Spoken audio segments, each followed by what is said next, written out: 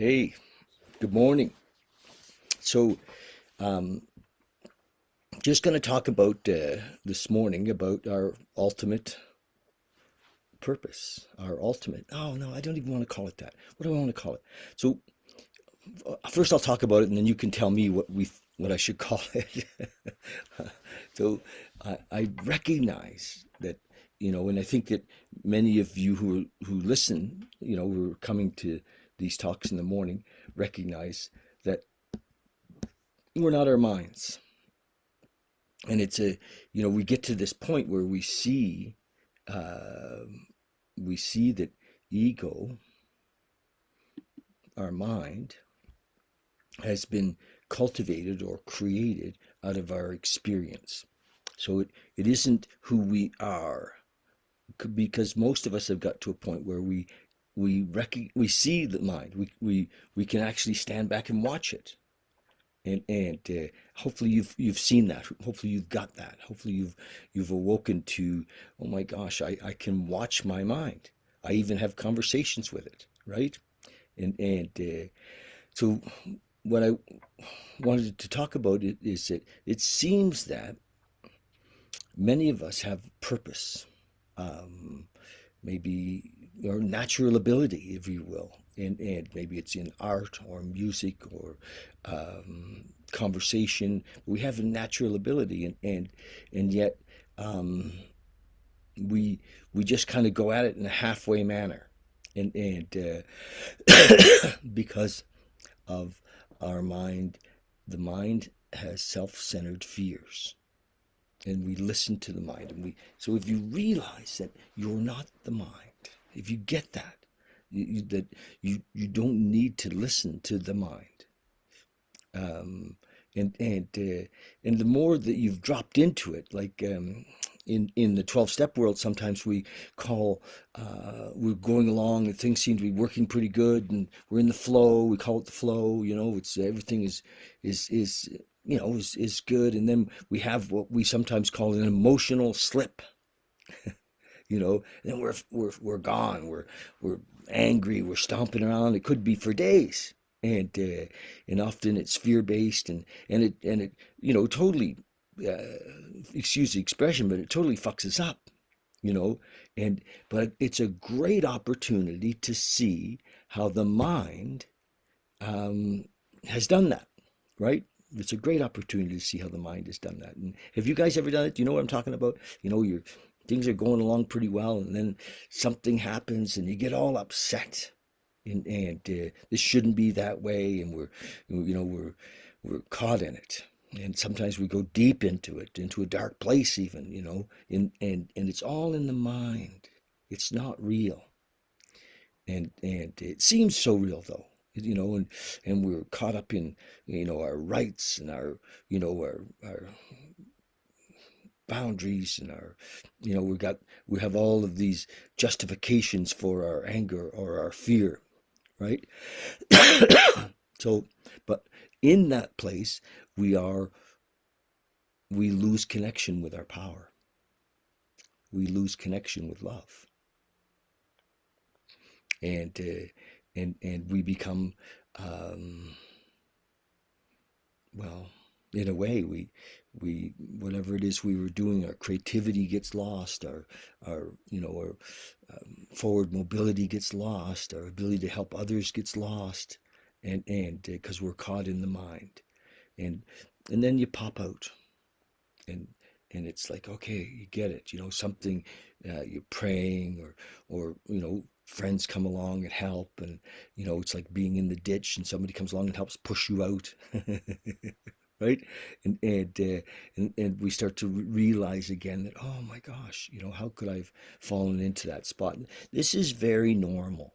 I think it's to be expected, as we're in the early days of realizing that we're not our mind, that we're not our thoughts. And in the 12 steps, we pointed out some of the grouser handicaps, resentment, fear, selfish and self-centered thinking are the grouser ones. I mean, it gets finer. It does get finer, and but ultimately, when we realize, I wrote this today, focus equals results. So we know that, right? And many of us have spent years trying to hold the focus with the mind, right? I did that. Affirmations. I was trying to do it with the mind, and I couldn't hold the focus with the mind because here I was with the mind trying to get what I thought that I wanted. And universal intelligence has always had a bigger picture for me, really. And and ego said, no, I can't do that. So there has never been for years any doubt about purpose. What there has been for years is doubt from the ego about ability, about worthiness, about because that's where I am in the mind. So I don't have to search for my purpose. I know it. In what I've had to do over these last years is free myself from ego that says I'm not good enough, right? And that's all of us with this. Many of us have this same affliction. And especially if you're in recovery, it seems to be synonymous with, those of us in recovery. So I wrote focus. This is in my little description here, equals results, period. So we know that. We know that focus equals results, but we could never hold the focus, right? We couldn't because it was from the mind. And mind was full of doubt and fear. And so we had to somehow move past the mind into this realization of oneness. And we're still here. We have a God experience. We have become God-centered as opposed to self-centered. We're still here, but we're now plugged into the ultimate power. The power of love. And so whatever the purpose is still there. But our source is different. From the mind, we're powerless. We're without defense. We're always ducking and dodging and conniving and trying to figure it out, right? But from the source of universal intelligence, from the source of God, then we no longer have to live that way. So I wrote, so as we clear our minds of fear, anger, selfish thinking, we see the mind as a tool. Focus combined with love is our ultimate power. So, we want to live in our full potential. So having focus, again, everybody knows what your purpose is. Just sit until it bubbles up. Where's your possibility to make a difference here? The beautiful thing about the 12-step world is they give us a pretty broad view of where we're going to serve. I mean, purpose is always about service, isn't it? It's not, what else could it be? It's about service. How am I going to contribute? That's purpose. Where we do it is probably with our natural abilities, whatever that may be, whether it's art or music or maybe your natural ability is is to just sit with people and share your love. So I don't know, but I know mine. My purpose, this is my purpose. This is to carry this message, on a daily basis, to carry this message on a moment-to-moment basis and to not hold back, not wait for somebody else to give me permission to do it, which is how I spent most of my life, like a boy, waiting for Dad to say, go ahead. Right? Dad said, go ahead. I'm talking about, the big father, the one of the concepts of God. And shall we? Okay, it says I wrote this came this morning thinking. See, the mind is a tool. Focus combined with love isn't the ultimate power. Shall we speak about results? Always coming from a place that nothing is missing. So when we're connected to universal intelligence, when we realize we are that, we are always coming from a place that nothing is missing, a place of gratitude. When we recognize that we are not the ego mind, that the mind is a tool, just like the body, that the mind does not see the one. So the mind cannot see universal intelligence. It's beyond its grasp from the mind. So if we're living from the mind, we can't see the universal one. So we have to allow ourselves to let go of the the grosser handicaps of the mind, and we start to lift up. And as we're lifted up into unconditional love, that's where our connection with the one is. We're like, oh my gosh, I am that. All right, we're not separate. We are that. The mind is a tool, just like the body. That the mind does not see the one. The mind, from the I am alone place, because that's what the mind says, that we are alone, we are separate, does not see universal intelligence.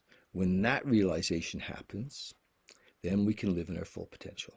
Then we, whatever our purpose is, we just move in it, and it expands on a daily basis. So, and it may include being in a relationship. It may not, because we've been conditioned very strongly on, what purpose should look like, and much of our conditioning has been around family, and it may not be, sometimes the greatest artists and the greatest achievers, who seem to be coming from this amazing place,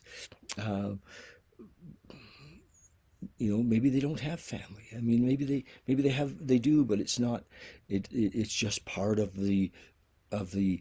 life. It's not a.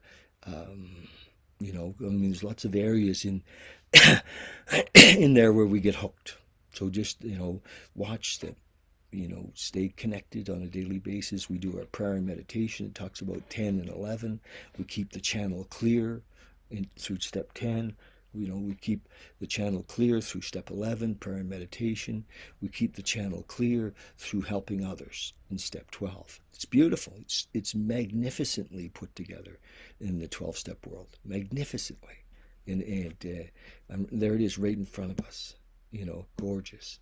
So that's the piece. And that, sometimes I think, oh, I should have something else. But this is it. This is it. This is not. There isn't something else. This oneness with universal intelligence. That every great religion or spiritual teaching says the same thing. Be still and know that I am one. It's in all the teachings. So the trick is to wake up. And part of waking up is to be with people who are waking up or are awakened. And so I often suggest that, there's so much available on social media like YouTube, so many beautiful videos. And the guys that I suggest, that mostly is Ram Dass and Alan Watts. I love Alan Watts. It really is great. Mooji, Dr. David Hawkins. Hawkins nailed it. Eckhart Tolle. And I'm here for all of you. To share this awakening on a daily basis. Later today, around 4 o'clock, we're going to do our first interview of 2021. I love talking to people who are awakening and who are moving forward in service. All the people, the men and women that I'll talk to this year, their main focus is service. How do I give back, and how can I make a difference? So we're going to talk to lots of folks this year about that. And today we're talking to Simon. And Simon teaches meditation at 4 o'clock today. So hopefully you can join us. He's a meditation teacher, has an amazing story of his own awakening. And as he moves more into his exposing his teaching and his awareness. So I'm looking forward to that. Now, where did I put my little book? I have my little 24-hour day book. There it is. What's the date? The 11th, I think. Yes, it is. It's the 11th of January. Oh my gosh. Um,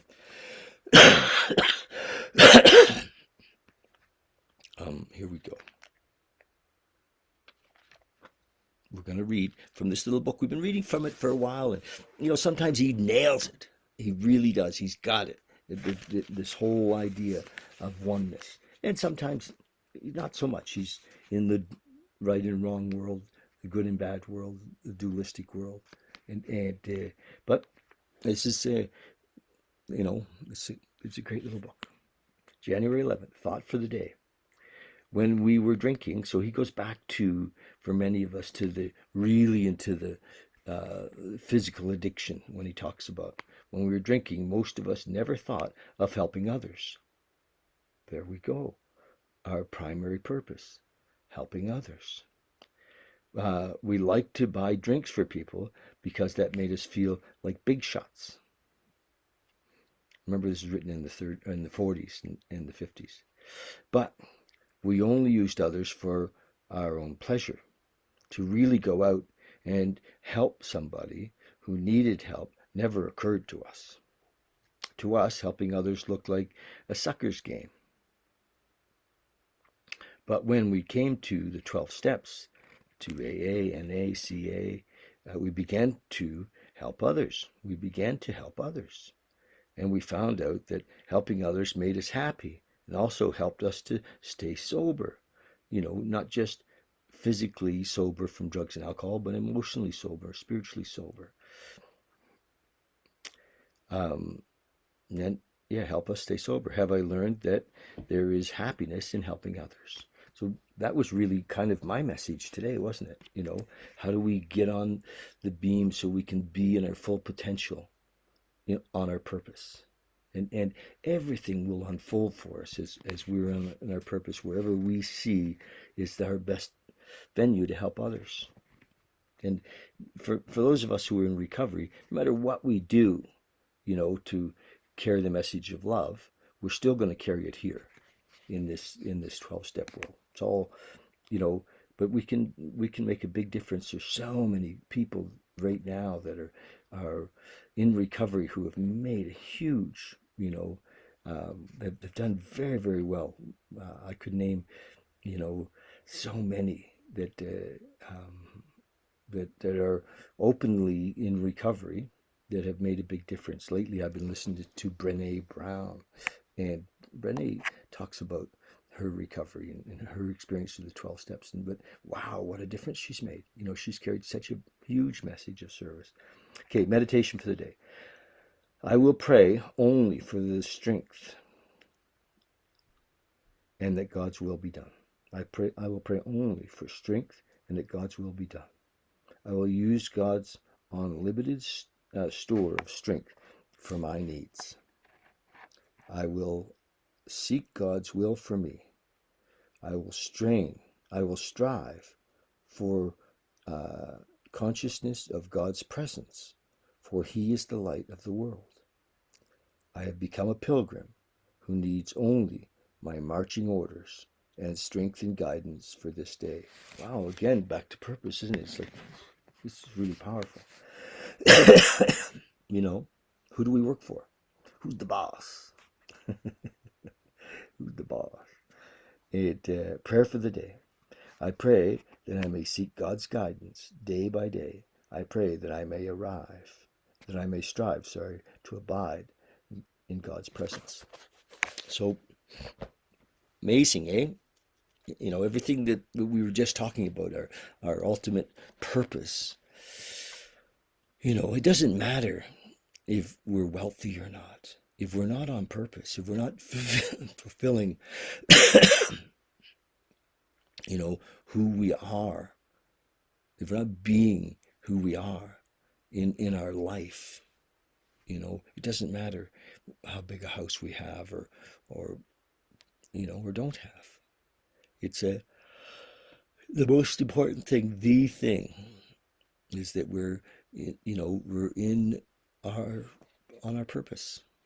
We're carrying the message of love, however we do that. As spiritual beings, as awakened beings, we're here to serve, universal intelligence. It's either, No half measures don't work. It tells us that over and over again. Okay, we're going to meditate for a little bit. How about that? A few minutes of meditation. And again, I'll explain, if you don't mind, why I do this every day. We have a little meditation. The whole thing is so that we can. Hi, Don Fisher. The whole thing is so that we connect. We be here. We bring ourselves into this moment. It's a practice of this connection. So that's why we're going to sit together, and talks about prayer and meditation in the 12-step world, you know, and it doesn't say that we only meditate for 2 minutes or 5 minutes or 10 minutes or 2 hours, but I don't. I can't imagine that meditating every day on a regular basis can be anything but um, open us up to this universal intelligence, to love. So let's sit for a few minutes together and and have the experience of being out of the mind. Let's let's get let's get out of your minds. Okay, so close our eyes if you like, and the breath. Come into the breath. I like to talk about the breath, or bring people into the breath in the moment, because it brings us here. It's The breath is very, very close to this moment, and this moment is it's where all the action is. It's where all the action is, where all the power is, where all the love is, where all the gifts are. Is in this moment. So we're just going to talk to the mind for a minute and tell it that it's okay to just relax, to just leave all ideas of who we are outside of this moment, all concepts, all beliefs, all stories. Let's just let them all go, just for the moment. And as we let go of our thoughts, of our ideas, of our plans, of our conniving, of our wants, of our desires, of our fears, as we let go of anger, as we melt into this moment, we literally melt into this moment.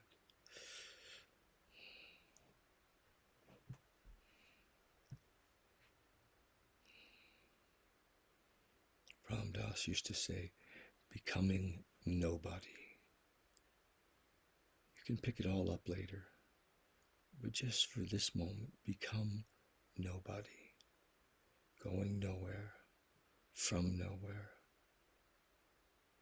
Nothing's next. Nothing's happening.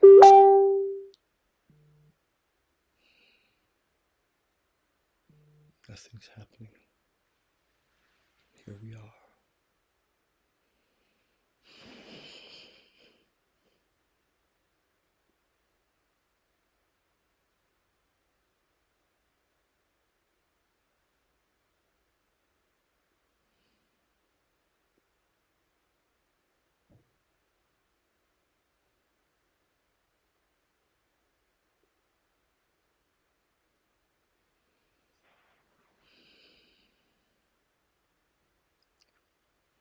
If thoughts come up, just let them go. Just watch them without attachment. Just watch them. Just accept that they're there.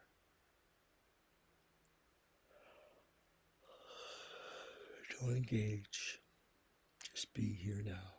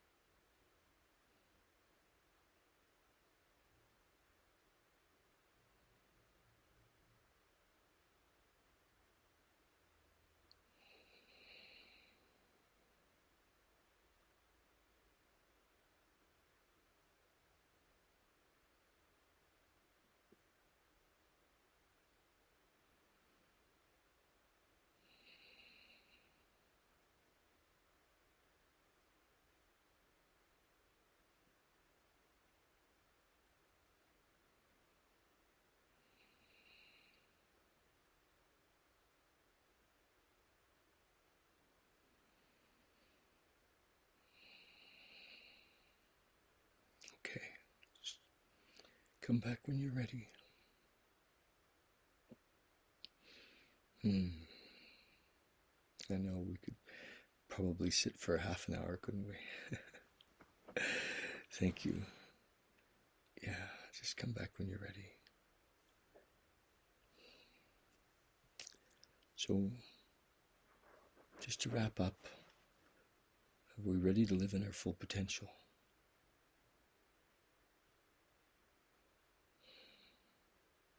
Are we ready to live free?